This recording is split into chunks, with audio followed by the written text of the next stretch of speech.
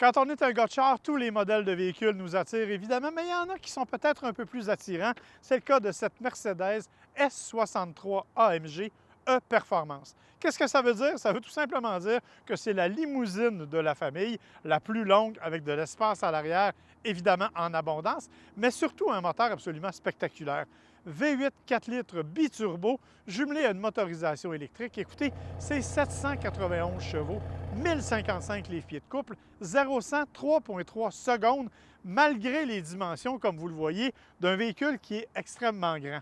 Au-delà de ça, une abondance de technologie, bien entendu. Le système MBUX à l'intérieur, qui est super facile à utiliser maintenant et qui répond à la moindre commande vocale. Grand écran tactile au centre, bien sûr.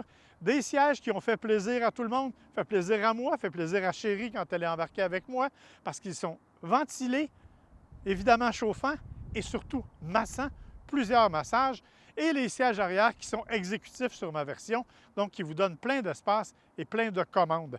C'est un moteur, je vous l'ai dit, à essence, mais aussi un moteur électrique qui nous donne, parce que c'est un hybride branchable, 25 km d'autonomie. Vous direz que ce n'est pas beaucoup, mais en revanche, le moteur électrique nous donne le couple immédiat et donc ça donne des sensations de conduite vraiment spectaculaires.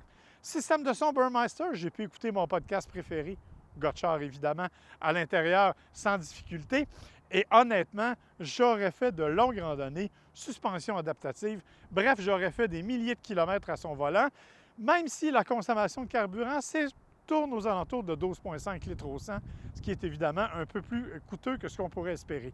Mais quand on a une voiture comme celle-là, qu'elle vaut 245 000 en incluant les options qu'on a, ben peut-être que le carburant, ce n'est pas nécessairement la priorité.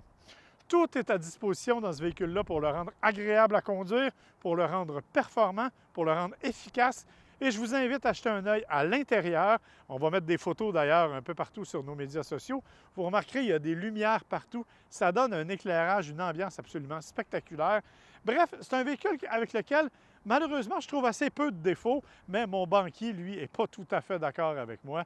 Alors, je vais me contenter de le conduire, de m'amuser et de vous le présenter dans le podcast Gotchard.